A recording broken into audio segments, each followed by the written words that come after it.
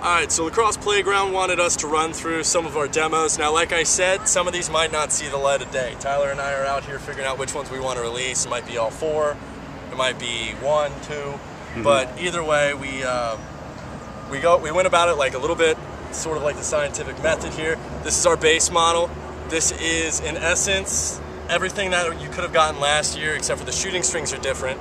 And the shooting strings are placed within the regulation of 4 inches, and the sidewall strings and the sidewall patterns have not been manipulated to the point where they'll create the significant channels. So what we did here was we basically strung this up to whatever specifications would be necessary just to meet the new rule specs on the shooters. So the channel did get sacrificed, but this is our base model. So anybody who, you know, says that they like this is basically, they can play with pretty much anything you put in their hands.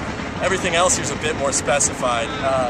These two are Tyler's, and as you can see, we put little letters in there.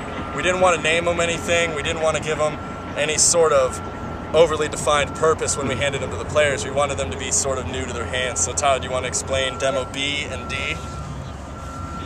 This is demo D. Just basically use the hanging sidewall and pretty much use the sidewall technique that pulls the channel down a little more than usual to create like an almost pseudo V in the pocket without having a shooter there. And then with B, we did the same technique, but we pulled it down even further so that the channel comes down even more, so it gives it a lower pocket and still that V feel. Sweet.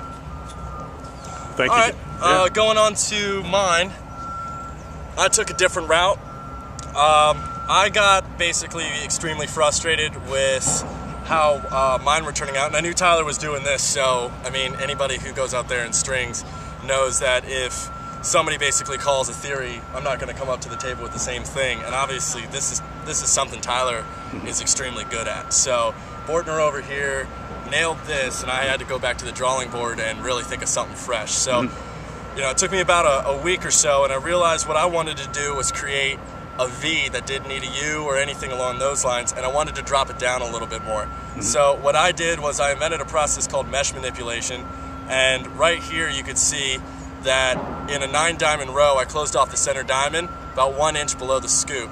It's right here. I dubbed that a hopscotch hitch. Actually, can you go over that again?